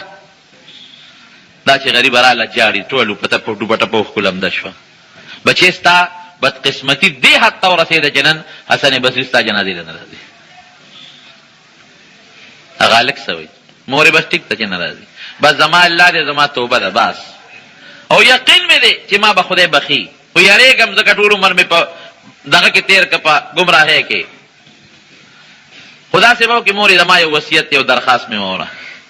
چې حسن بصري مې جنازه نه کوي نو معلومېږي دا چې هېڅوک به مې جنازه ونه کړي او نه به مې څوک قبر کړه لو که نه. دا مهرباني به وکړې چې ساره نه وځي زما دې خپه کې دا لوپټه واچوه او بار مې راکاږه یو ډنډ کې مې وغورځوه. بس دا اعلان ورسره وکړه چې کم بچې بدعملي دقه سزا ده. بس نور پرېږده جنازه او لمبول هر څه پرېږده. او دې کې د غریب نه څه ووته چې ساعت یې ووتله مور ورته ناسته ده جاړي دې کې دروازه ووالې شوه. چې دروازه ووالې شوه دې مور اواز ورکړه څوک یې؟ وی حسن بصري ما. وی څنګه رالې صاحب ته خو نه راتلې که نه هغه زوی خو مې مړ شو. وی ما ته پته ولګېدله، ما ته خوب مې ولید، په خوب کې الله مې ولیده. پروردګار راته دا فرمایل چې ای حسن بصري ته زمونږ د ولایت او د دوستۍ څنګه دعوه کوې چې د ما یو ولی دوست مړ دی او جنازه پې نه کوې. هله شابه کفن به موله مونږ ورکوو، غسل چې مونږ ورکو، جنازه هم پې وکړو او قبر ته یې ښکته کړو. الله څونه مهربانه ذات دی. زما د قسم یې که د خدای نه مهربانه بل څوک دی، ډېر مهربانه ذات دی. خلک لګیا دی خدای نه مني ډوډۍ ورکوي. خلک لګیا دی کنځل ورته کوي چې دا وایي څوک وایي د خدای زوی دی دا خدای ته کنځل کول دي، چې څوک وایي د خدای خضر دا ورته کنځل کول دي. خلک لګیا دی نبي علیه السلام فرمایي چې الله وایي حدیث قدسي چې بني آدم ما کنځي. څوک وایي عیسی علیه السلام یې زوی دی، څوک وایي بی مریم یې ښځه ده، ما ته کنځل کوي او بیا هم د ډوډۍ ورکوم. څوک یې نه مني وایي خدای نشته او بیا هم ډوډۍ ورکوي. څوک وله شریک ګوري او بیا هم وله ډوډۍ ورکوي. څوک یې نافرماني کوي او بیا هم وله ډوډۍ ورکوي، عزت ورکوي، ژوند ورکوي. د دې نه لوی ذات د رحمت والا بل څوک کېدی شي نه شي کېدی. لیکن دا د ماشوم سره دا چې ښېګړه وکړه دا د چا د برکت نه وشوه. دا چې په آخر وخت کې ولي جوړ شو او الله والا حسن بصري جنازې له رالیږي دا د دې مور د برکت نه. مور ورته ناسته راخوا کېږي ځینه. نو چې ښځه نیکه شوه بچې به نیکي، دا قانون دی، دا قاعده ده. او چې ښځه بدعمله شوه دا د یقین مه ساته چې بچې به یې نیک عملی. زنانو ته قرآن وښایه، جینکو ته دین وښایه. بهشت زیور د مولانا اشرف علي تانوي رحمت الله علیه کتاب دی بهشت زیور، او پښتو کې ترجمه د جنتي کالی ورته وایي او ته کور کې دی چې هغه وایي. د حدیثو د کتابونو اردو کې ترجمې شته ولا راوړی، پښتو کې ترجمې شته ولا راوړی. د دین مدرسې دي شکر الحمدلله دومره ډېرې شوې چې د حد نه وتې. هغه مدرسو د خپلې ماشومان یې داخلې کړي چې دین زده کړي، اخلاق زده کړي، علم وکړي، قرآن زده کړي، قرآن په صحیح طریقه تلفظ وکړي، مونځ وکړي، پرده په وکړي. دا په دې خپلو ماشومانو جنکو کې دې کې د دویم خیر دی، ژوند یې ښه شو او ستاسو هم پکې خیر دی. زموږ معاشره چې ګنده ده خو د ښځو د بربنډتوب د لاسه ګنده ده که نه. د یورپ او زموږ په معاشره کې څه فرق دی؟ هغه معاشره ګنده ده، دین نشته. زموږ معاشره اسلامي ده چې اسلامي فتوی اخلاق او پرده پکې. اوس خو زه ډېر خوشحاله شم کله کله سهار وختي د مدرسې ته چې ځم په دې لاره ځم د دا ماشومانې جنکۍ د سکول ته ځي نو بورقې پکې د ډېرو په سري. یو زمانه کې چې زنانو ته به د بورقې وې خندل به یې وپورې او شټل کاک مونږ ته په سری د به شټل کاک په سری. اوس الحمدلله یو شی بل طرف ته روان دی. اوس څومره چې د دین خلاف کوششونه شروع دي هغه به الله تعالی د دین محبت او مینه د انسان په زړه کې اچوي. په دې لاره زه سکول ته ځم ډېرې جینکۍ مې ولیدې، ډېرې لږې نه ډېرې جینکۍ چې بورقو کې سکولونو ته روانې دي. یا د سکول چې چوټې وي ډېرې ماشومانې مې ولیدې چې بورقو کې روانې دي. دغه ماشومانې چا د کور وشړلې څه که دې سبق ونه وي بورقې والی جینکو له. د خدای په مقابله کې لوڼه مه خوشحاله وې، د خدای په دین یې خوشحاله کې. که لور دنه د بېدینۍ مطالبه کوي، بېدیني دنه غواړي، بې حیایي دنه غواړي، رحم پې مه کوه، قطعا پې رحم مه کوه، په دې مه خوشحاله وه. دین ولا ورکه، په دین یې خوشحاله که. پرده ولا ورکه، په پرده خوشحاله که. حیا ولا ورکه، په حیا باندې خوشحاله که. ښځې جنت ډېر په اسانه ګټلی شي. سړي ته ګران دی او ښځو ته اسان دی. نبی کریم صلی الله علیه وسلم فرمایي المرأة اذا صلت خمسها، کومه ښځه چې 5 منځونه کوي، وصوامت شهرها او د رمضان روجې نیسي. د زکات او د حج ذکر پکې ذکر رانغی چې اکثر د ښځو سره مال خونی د خاوند مالی وي، نور که مال وسري زکات په هم ورکوي او که د حج پیسې ورسره پوره شوي حج به هم کوي، د هغې خپل شرطونه دي. خو اکثر ښځې د خاوند لاس ته ناستي، دا ټکې به ځکه نبي علیه السلام ونوې. منځ کوي، د رمضان روجې نیسي، ورپسې راځي واطاعت بعلها، د خپل خاوند تابعداري کوي، واحسنت فرجها، او د خپل اندامونو حفاظت کوي، د خپل اندامونو. فلتدخل من ای ابواب الجنة شاءت، دا ښځه چې د جنت په کومه دروازه داخلېدل غواړي وردننه دي شي. د خاوند تابعداري به هم کوي. ګورئ بعضې ښځه هغه د خاوند سره جګړې کوي، زبان درازی او خاوند سره چغې وی او خاوند ته په سپک نظر ګوري، دا ډېره لویه ګناه ده او ډېر لوی جرم دی. نبی کریم صلی الله علیه وسلم فرمایي چې کومه ښځه په دنیا کې خاوند سره جګړې کوي، وی په جنت کې د دې سړي چې کومه ښځه ده، کومه حوره ده، هغه خیرې کوي چې ای ښځې خدای دې هلاکه که، دې سړي ته ولې دا بد رد وی، ولې ورسره جګړه کوې، دا خو د څو ورځو مېلمه دی، تا سره اوس به درنه جدا شي، موږ له به راځي. د جنت حوره دې ښځې ته خیرې کوي. د حضرت عمر فاروق رضی الله عنه زمانه ده، هغه دا یو تمنا او امید وکړه چې یاره حضرت علي رضی الله عنه لور وه، ام کلثوم یې نوم و، یاره که علي صاحب ته وایي ما له دې دا لور په نکاح راکړه. عربو کې دا اوس هم دا رواج دی چې دا پکې نشته چې دا دواړه عمر برابر دی او که نه، سړی به د ډېرې زمانې وي او جینۍ به وړی په نکاح اخلي، یا ښځه به ډېره عمر رسېدی او هلک به د کم عمرې په نکاح اخلي. دا رواج په عربو کې نشته، هغه د معنی کې هم دا شی نو. علي صاحب ته وایي که دا لور دې په نکاح راکړه، وایي زما دا خواهش دی چې زما او د پیغمبر علیه السلام وروستو نسب یو شي، ستا د دې لور او زما نه چې کوم اولاد پیدا شي، یا به زما اولاد یا به د رسول الله مبارک هم نصیب، دا مې شوق دی. وایي داسې کار دی زه به هغه لور درولېږم، څادر به وله ورکړم. ای واړو چپ شه، واړو چپ شه، دلي دا واړو سره دغه کوله، زه بس کښېنه، بس وتښتېدی. نو زه به دې له څادر ورکړم، نو که دا جینۍ دې خوښه وه نو ورته وایي چې څادر مې خوښ دی، او که دا جینۍ دې نه وه خوښه وایي څادر مې نه دی خوښ. ډېره ښه ده. دې څادر واخېسته او عمر فاروق رضی الله عنه کره لاړه. نو چې څنګه لاړه څادر یې په اوږه دی، وایي پلار مې رالېږلی یم، دا څادر یې تا له رالېږلی چې دا دې خوښ دی او که نه. نور خو جینۍ سره نه ده خبر. حضرت عمر یې دې خپو ته کتل، حاکم حیا او مخ ته خو یې نه شو کتل، خپو ته یې کتل. جینۍ پوه شوه، خپو ته یې کتل چې د خپو رنګ معلوم کړي، اندازې نه پته ولګئ. چې خپو ته یې کتل، هغه جینۍ هم د چا لور ده، حضرت فاطمې لور وه رضي الله عنها، د حضور پاک نو سیوه. داسې ورته ګوري، وی امیر المؤمنین، وی د ما دې خپو ته ولې نیغ نیغ ګوري؟ وی قسم دې که امیر المؤمنین نه وي که نه، وی سترګې به مې در نیستې وي. ما راله څادر راوړی دی چې څادر وګوره چې خوښ دې دی او که نه، ته زما خپو ته نیغ نیغ ګورې. د مسلمانانو بادشاه غږ درته لږ باندې سترګې به در نیستې وي. بادشاه ته څوک او عمر ته به داسې څوک څنګه ووایي؟ ورته ویې ښځه پلار ته وایي چې څادر مې خوښ دی. چې څنګه کور ته راله، وی بابا څادر یې خوښ دی. وی بابا وایي ښځه عجیبه بې حیا و، حیا پکې بلکل چپ شه بچې، صحابي دی امیر المؤمنین. نه وي زما خپو ته یې نیغ نیغ کتل. وی ما خو ورته وایي که د مسلمانانو بادشاه نه وي سترګې به مې در نیستې وي. وی بچې دا د خاوند دی ځکه یې دې خپو ته کتل. بس غلی شو. په نکاح واخېسته، چونکې دا خو د ساداتو کورنۍ نه وه، د حضور پاک نه وه او عمر کې هم کشره وه، نو لږې جګړې مګړې به ورسره کولې. یو سړي چې ته یو سړي سره ښځې جګړه کړې وه، هغه راغې امیر المؤمنین ته شکایت کو چې ده ته شکایت وکړم چې ما سره ښځه جګړې کوي او اواز را باندې راوباسي.